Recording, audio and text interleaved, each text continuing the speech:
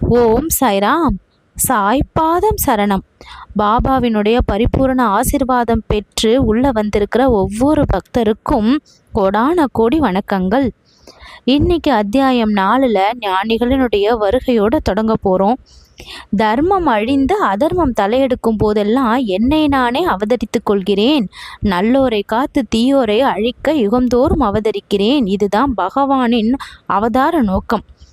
பகவானின் சார்பாக ரிஷிகளும் ஞானிகளும் இப்பூ உலகில் தக்க தருணத்தில் தோன்றி அவதார நோக்கம் நிறைவேறும் முகமாக தமக்கே உரித்தான முறையில் உதவிகளை செய்கிறார்கள். சாய்பாபாவோடு இருந்தவங்க அவருடைய அமைதியான சந்நிதியில் இருந்ததால் அவர்களுடைய மனம் மாறுச்சு. உலக கவலைகள் குறைஞ்சது, உள்ளத்தில் நம்பிக்கை வளர்ந்தது. அவர் சாதாரண மனிதரல்ல, ஒரு தெய்வீகத்தினுடைய சக்தியின் புரிஞ்சுக்கிட்டாங்க. ஷீரடி ஒரு புண்ணிய தீர்த்தம். அகமத் நகர் ஜில்லாவில் உள்ள கோதாவரி ஆற்றங்கரை மிகவும் அதிர்ஷ்டம் படைத்தது. ஏன்னா அங்க ஞானிகளை ஈன்றும் புறந்தும் அடைக்கலம் கொடுத்தும் இருக்குது. அவர்களுள் முக்கியமானவர் ஞானேஸ்வர். ஷீரடியும் அகமத் நகர் ஜில்லாவில் உள்ள கோபர்கான் தாலுக்காவில் தான் இருக்குது.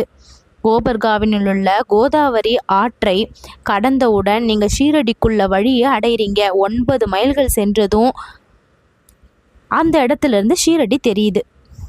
கிருஷ்ண ஆற்றங்கரையில் உள்ள கனகாப்பூர், நரசிம்மவாடி, ஔதும்பர் போன்ற மற்ற புனித கஷேத்திரங்களை போல ஷீரடியும் அறிமுகமானதும் புகழ்பெற்றதும் ஆகும். இப்படி ஞானிகளுடைய வருகையும் ஷீரடியினுடைய புண்ணிய தீர்த்தத்தையும் சொல்லி இந்த அத்தியாயம் 4 ஆரம்பிக்கப்படுது. சாய்பாபாவினுடைய சத்துவ குணரூபங்கள் சொல்லப்படுது.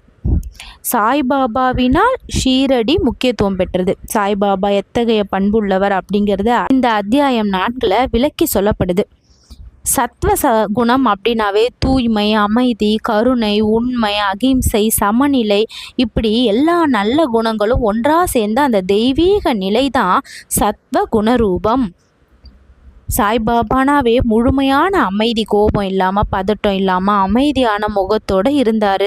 சமநிலை மன புகழையும் பொருட்படுத்தலை, அவமானத்தையும் பொருட்படுத்தலை, ரெண்டையுமே ஒரே மனநிலையில் பார்த்தாரு. கருணை நிறைந்த செயல். பசி உள்ளவர்களுக்கு உணவு கொடுத்தாரு, நோயாளிகளுக்கு ஆறுதல் கொடுத்தாரு, துன்பத்தில் இருப்பவங்களுக்கு வழியை காட்டினாரு, எந்த ஒரு எதிர்பார்ப்பும் இல்லாமல் உதவினார். அகங்காரம் இல்லாத நிலை. அவர் எப்போவுமே சொல்கிறது, நான் எதுவும் செய்யலை, எல்லாமே கடவுளினுடைய செயல். இதன் மூலம் நான் செய்கிறேன் அப்படிங்கிற அகங்காரம் அவருக்கு இல்லை. முழு தாழ்மை இருந்துச்சு. எல்லா உயிர்களிடத்துலையுமே சமநிலையோடு பழகினார். ஏழையா பணக்காரனா, இந்துவா முஸ்லீமா, அறிந்தவனா அறியாதவனா, யாரையும் வேறுபடுத்தலை. எல்லாரையுமே சமமாக பார்த்தார். உண்மை இருந்துச்சு, நேர்மை இருந்துச்சு. பொய் பேசலை, உண்மையை மறைக்கலை, நேர்மையான வழியில் வாழ்ந்தார். இதெல்லாம் தான் சத்வ குணத்தினுடைய முக்கிய அம்சங்கள். இப்படி சாய்பாபாவினுடைய சத்வ குணரூபம் இந்த அத்தியாயத்தில் சொல்லப்பட்டிருக்கு. அடுத்தது கௌளி புகாவனின் பிரகடனம். கௌளி புவா அப்படின்னு ஒரு பக்தர் பண்டேரிபுரத்துக்கு வருடந்தோறும் சென்று வருபவர். ஒவ்வொரு ஆண்டும் தனது பண்டேரிபுர விஜயத்தை செஞ்சுட்டு ஷீரடிக்கு மிகவும் அன்பு செலுத்திய சாய்பாபாவை பார்க்க வருவார். அப்படி பாபாவை உத்து பார்க்கறது வழக்கம். இவரே ஏழைகளிடத்தும் தீனர்களிடத்தும் கருணை காட்டும் கடவுளான பண்டரிநாத விட்டலின் அவதாரம். விட்டல்னா என்ன? விஷ்ணுவனுடைய அவதாரம். கௌலிபா விட்டலினுடைய முதிய அடியவர். விட்டல் தாமே தோன்றப்பட்டதை பற்றி சொல்லப்பட்டிருக்கு. இறைவனுடைய நாமத்தை நினைத்து கொண்டிருதலும் பாடுதலிலும் சாய்பாபா மிகவும் விருப்பமுள்ளவர். எப்பயுமே அல்லா மாலிக் அப்படின்னு சொன்னார்.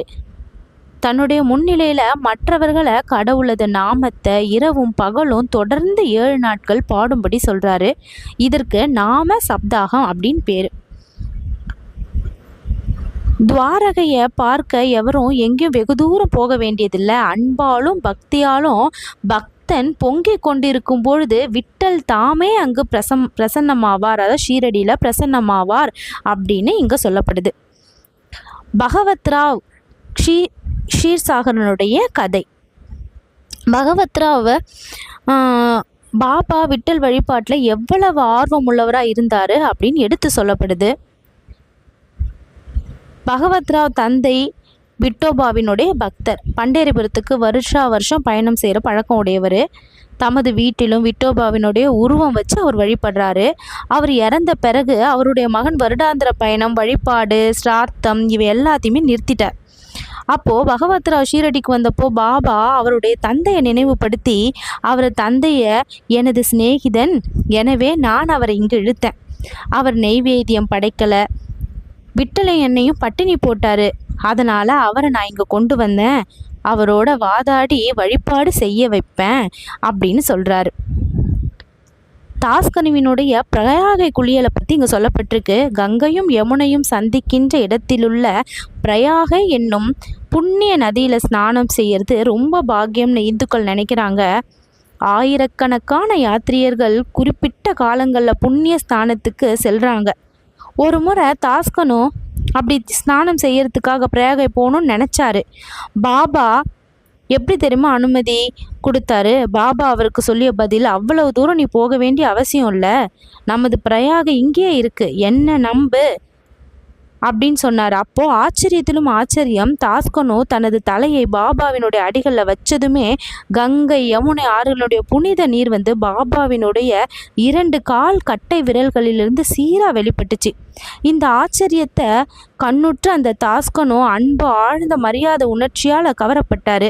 அவர் கண்கள் நீரால் நிரம்பியது. அந்த ரங்கத்தில் உணர்ச்சியால் உந்தப்பட்டார். அவருடைய பேச்சு பாபாவினுடைய புகழையும் லீலைகளையும் குறிப்பிடும் கவிதையாக பொங்கி வெளிப்பட்டுச்சு.